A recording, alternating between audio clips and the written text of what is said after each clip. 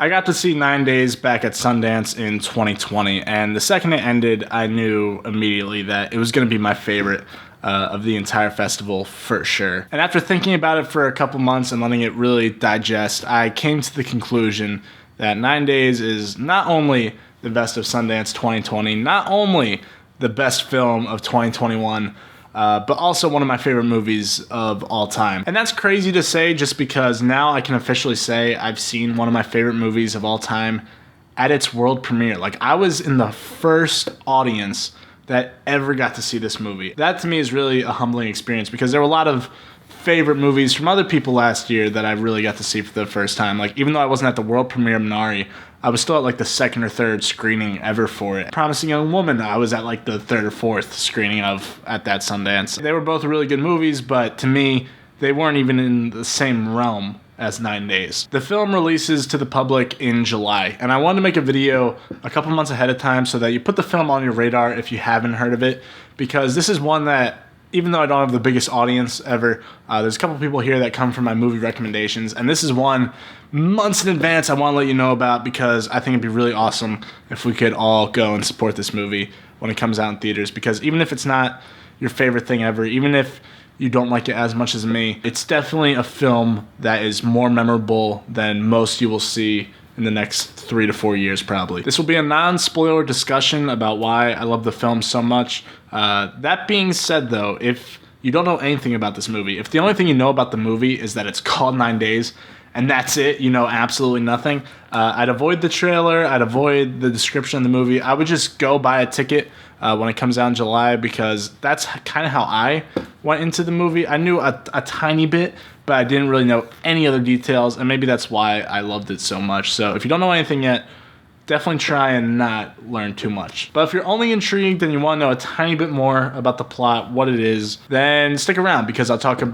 little bit more. No spoilers, major spoilers, like I said, about 9 Days, because it's well worth your time. So, 9 Days. It follows the story of this guy named Will, played by Winston Duke, and he has a very simple job. He interviews souls to see who is the most worthy soul to have a chance to actually be born onto Earth. It takes place in this purgatory kind of state. You're never really explicitly told where they are. You just know this guy is some sort of angelic god, like whatever fantastical word you want to put in there, that pretty much gets to choose who gets to live life to the fullest in a way, or life at all in this case. When I was first watching the movie, I was convinced it was the most original film I had ever seen by a mile, and I'm someone that's also really into purgatory and spiritual type stories that aren't necessarily the most obvious take on spirituality and purgatory. Even though I'm not a super religious person myself, I find a lot of that stuff really fascinating when portrayed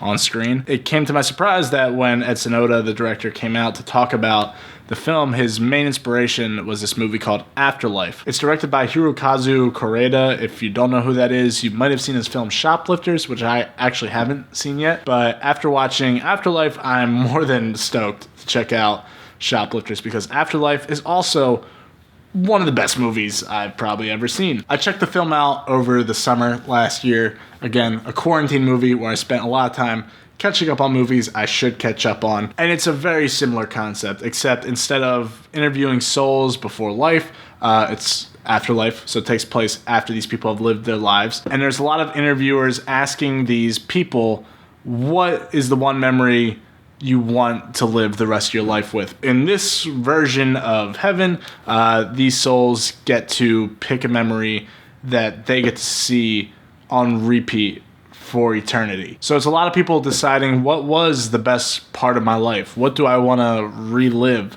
forever? And there's so many different characters that have so many different takes, and it's such a great movie. I absolutely love Afterlife as well. It's just so killer. And even though I do love Afterlife, even though 9 Days definitely almost blatantly ripped it off, there's something about 9 Days that feels a little bit better to me. But honestly, it doesn't even necessarily feel like a ripoff. It doesn't even feel like a sequel or a remake either. It feels very similar to being just a spiritual successor to Afterlife. I guess the closest comparison would be what Everybody Wants Some is to Dazed and Confused. They're very similar movies, both party movies. They both have groups of friends. Dazed and Confused is definitely way better than Everybody Wants Some, in my opinion, but the concept of what Linklater was trying to do there is very reminiscent of what Oda's trying to do to Afterlife here. It asks just so many questions about the world we live in that all work so well. It asks, what kind of people do we really need? Should we allow failure to prevent us from trying again? And what is the core of what makes a life worth living? And if you made it this far, you might be reminded of another recent movie that came out, one of the best of last year, which was Disney Pixar's Soul, one of Pixar's best outings in a very long time. It asks a lot of these similar types of questions and just takes a more family-friendly approach, which is also super respectable because making a film about mortality is a weird thing to do for a family movie, and it's a weird one to put on for your kids. Your kid probably isn't going to hug the cat from Soul at Disney World. It's probably not going to happen. But it was a risk that obviously paid off because it's, bar none, Pixar's best movie in probably like 15 years. It's still a completely different league, a lower league, compared to 9 Days. It really is a feature directional debut, which to this day still blows my mind that this is this guy's first directional like feature movie. I can't even speak right because it's that crazy. It reminds me a lot of how blown away I was when I heard that Hereditary was Ari Aster's first movie. There's just attention to detail that not a lot of filmmakers put in, and it's just so refreshing when a young filmmaker does. Oda's direction makes it feel like it's his 10th time doing this, and that to me is super inspirational because when I see a movie like this that I know is a directional debut that is firing on every cylinder when it comes to filmmaking, it really motivates me to step up my own game, and hopefully I can make my first movie a fourth of how good this one is. It's one of those special films that I will always remember my first time watching it. It just stands out as a memorable theater experience like I did with The Dark Knight, with Hereditary, with Mid-90s, with Brigsby Bear. Just these movies that when I saw them the first time, I knew it was a favorite of all time. It has one of the most powerful moments in cinematic history for me, and it just had me crying like a baby the second it ended. I mean, oh my God. I'm still thinking about how bad that was. Like, I remember I was sitting with my boy Andreas. We had both it was such a special experience because at Sundance you get this wait list, and sometimes the wait list doesn't work out. It goes up to number like 450. It's hard to get anything in the top 50. We had like 7 and 8 or something ridiculous like that. And when we got in the movie, we watched it together.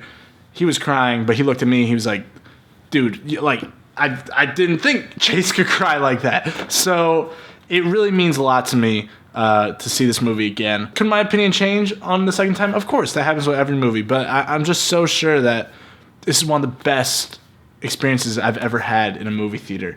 And it's just still, it gets better every time I think about it. I hate making videos where I can't go too in depth about something, but like I said, I just feel like it's important to talk about this movie now because I'm going to be talking about it for years. And I really hope you go out there, support this film. I know I will when it comes to theaters. I'm going to bring everybody I know to go see it just because it's such an incredible piece of filmmaking. And yeah, I mean, I guess this is like a first impressions type video because at the end of the day, I've realized that you can't really review movies unless you've seen them like 3 or 4 times, unless you really break it down. Everything is really just a first impression overall. But this has been one damn strong first impression for me, and I felt the need to spread the word now while I still can. Get the movie on your radar, add it to your Letterboxd watch list, and let's all be in that theater when July comes around. We deserve to live in a world where we get original movies like this constantly. We got to give support to the filmmakers that have the good ideas. We don't need to support Fast and Furious 9. But at the same time, we do. We got to support every movie. You know, don't just see Fast and Furious 9. Go watch 9 Days. It's the better 9 movie this year. If you got lucky like me and got to see it at a film festival already, comment down below. Let me know what you thought of the movie. Did you like it as much as me? Has it left an impact on you like it did with me? If you've seen this in July and you're like, damn, that's one of the best movies I've ever seen, who's talking about it? I mean, we're talking about it right here, so let me know down below. Have you seen Soul? Probably. Have you seen Afterlife? Probably not, but if you have, let's talk about it. Let's compare them. What's your favorite of the 3? For me, it's 9 Days. Afterlife is a very close second, and even though I do love Soul, this was my second favorite of last year, it's a step below those two for sure. And again, this is Chase with Chilling with Chase, and I'll catch you in the next one.